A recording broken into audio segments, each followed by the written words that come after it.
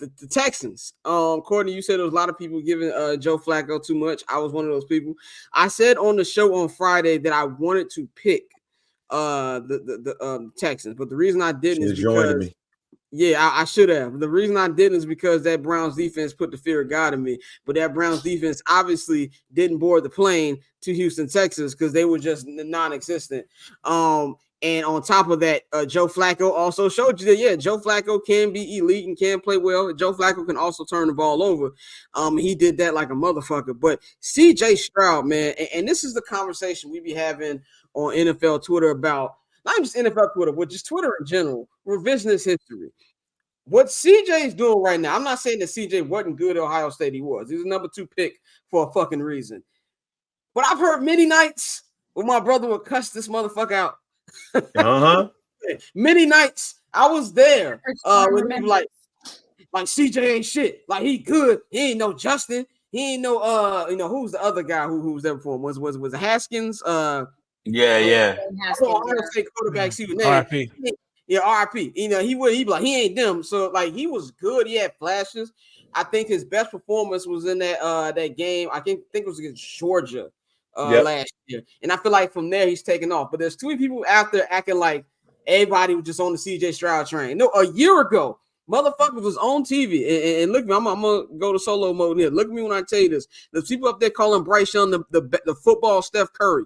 There's people, if you draft CJ Stroud, you might lose your job. I heard all them conversations last year. So let's not sit up here and act like, certain teams didn't see it. No, he was good, but sometimes you just have a mix of good coaching, good situation, on your chip, and also a guy who's just, is taking it to a next level, what you're seeing, and you add to what you're seeing with DeMeco Ryans. Their offensive coordinator has been drawing up good plays for them, and the defense has been coming together. Will Anderson has had a very, I feel like, low-key season. I didn't even know he had 7 sacks till like 2 weeks ago and already had the Texans record. And that's saying a lot when you have guys like JJ Watt and guys like Jadeveon Clowney who were in that organization before. That says a lot to them. So I'm gonna go to Dante first, man. What do you think about kind of like the revival that they're having in Houston right now? And it felt like a year ago when Smubby Smith screwed them out of that pick.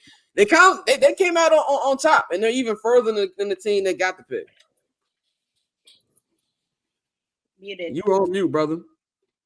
It feels like they made the right hires. The people that they put in the positions of power to make these important decisions have made the correct decisions. And, I think for everything that they went through with,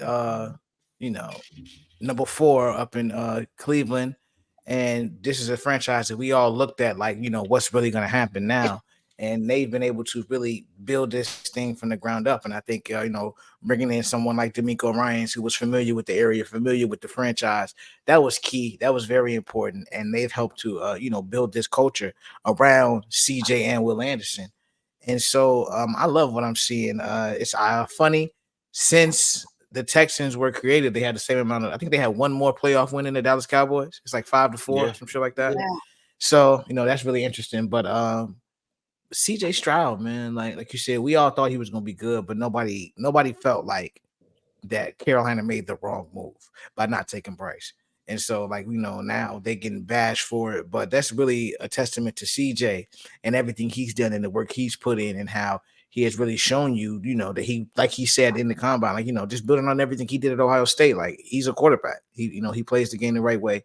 Love everything you see from him. And I think the sky's really the limit with that franchise. And, much like the Bears, they set themselves up for the future with the trades they made and, having 2 first-round picks in this year's draft. And I think they still got some draft capital left over.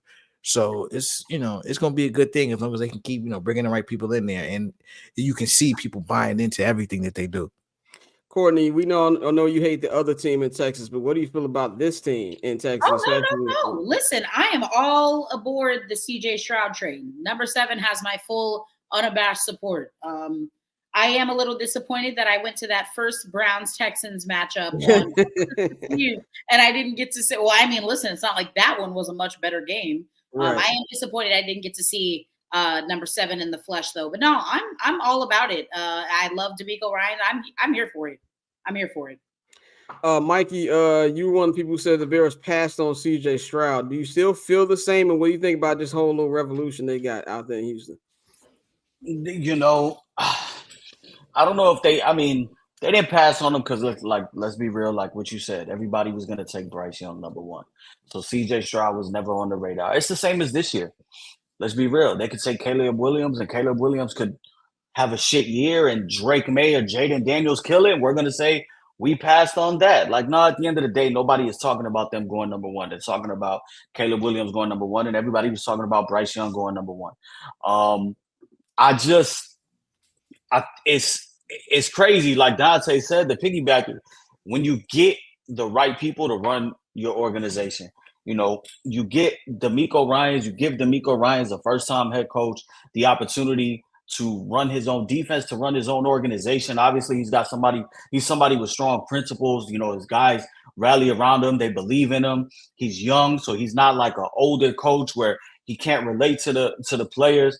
And, you know, last year they went ahead and they got both sides of their team in order. They went and got CJ Stroud, and they went and traded back up to get Will Anderson Jr. on the other side. And then in the same draft, in the same night, they asked CJ Stroud, who do you want as wide receiver? Who do you want to run with you for the next couple of years? And he said, I want Tank Dell. And they took his actual fucking advice. Mm-hmm. And I just, you know, like, that's what you like to see. I don't know how far this run can go, but CJ Stroud is playing amazing. And it's just one of those things where it happens like that. There's going to be a bigger target on their back next year, you know, for them to go ahead and try to keep it up. Now they'll probably be considered favorites to win that division, but, you know, that's something that you want. That's what you want. That's what you aspire. And, you know, obviously now the Bears are going into kind of like a similar transition as the Texans. You know, they've decided to keep Eberflus, and now they got to find an offensive coordinator. But this is the year for them with 2 picks in the top 10 to get your quarterback, if that's the decision you choose, and to go ahead and pair him with another playmaker, and, you know, and take that person's input and run with it. So shout out to the Texans. I definitely picked them to win, and it's going to be interesting to see them advance. Before I go to Bang, I just want to say this too about CJ Stroud too. When we talk about quarterbacks, great year this year. I'm really interested to see how it's going to be next year. Because we just saw something with Trevor Lawrence. Trevor Lawrence was great his rookie year. You know, leading the team to the playoffs. Had a shit first half, a historically bad first half against the Chargers, but the Chargers going to charge it, and they came back and won. He put up a good thing together. Then this year, he looks like he doesn't even know the offense he's running. So I want to see what it's going to be like when defenses have an entire spring and summer to game plan for him. But I do think it's definitely great to see that man just come out, and just the throws he's been making, it just been crazy. Bang, take us out on this one. Then we're going to have our one last topic, and we're going to wrap this up. What you feel about everything they got going on in H-Town? Well, first of all, you said what I was going to say, part of what I was going to say. Call me next year. I think sometimes we put a lot of these words, and mind you, I was excited when the Texans drafted CJ Stroud. I didn't think we were going to get this, but I thought we was going to see improvement. I wanted the Bears to get Tank Dell. I thought enough of Nico Collins to draft them in one of my fantasy leagues. I was excited about what they were building in Houston, and were jealous at that because I am a DeMeco Ryans fan. I thought he was going to be a pretty good head coach. And I thought that they had the makings of building out a pretty decent staff. Just didn't think that we was going to get it this quickly. But now they're going to have a first place schedule next year. Call me when that first place schedule happens and what happens afterwards. Because as we know with the NFL, you can go to the playoffs, you can go to the Super Bowl, but then the next year you can be 3-13. With that being said, I do like what they're building out there. I do think that they have the building blocks for a sustainable future. Plus, they're in a division to make that happen. They're not in the strongest division. We see Trevor Lawrence is out here stealing money a little bit. You know what I'm saying? We need to start a dialogue, and we've been on the forefront of starting that dialogue when it comes to him. Trick off Trev. There you go, trick off Trev. You know what I'm saying? I do be making some good nicknames. You got that now hearing it. Yeah, you 2 for 2 nicknames. That and Freaky Sean. Yeah, now hearing the trick off Trev, yeah, that was hot. But then you got Anthony Richardson, who we got to see if he's gonna stay healthy or not, if he's just going to run through people and stuff like that. That division right there, the Titans just fired Mike Vrabel, it feels like, for no reason, other than the black GM wanted to pick his own head coach. So hopefully Raheem Morris ends up getting that job, because I think he deserves a head coaching job.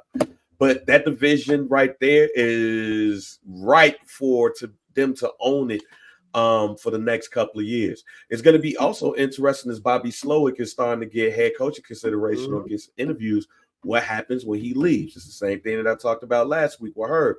What happens when that hot offensive coordinator leaves and takes another position? Will you see a step back, or will you see an increased presence, with that quarterback? So they on the right track, but call me next year. Once they have a first place schedule and shit like that. Paper on this player haters, old news, money on the other line, so I'm not gonna hold you. Money on the other line, so I'm not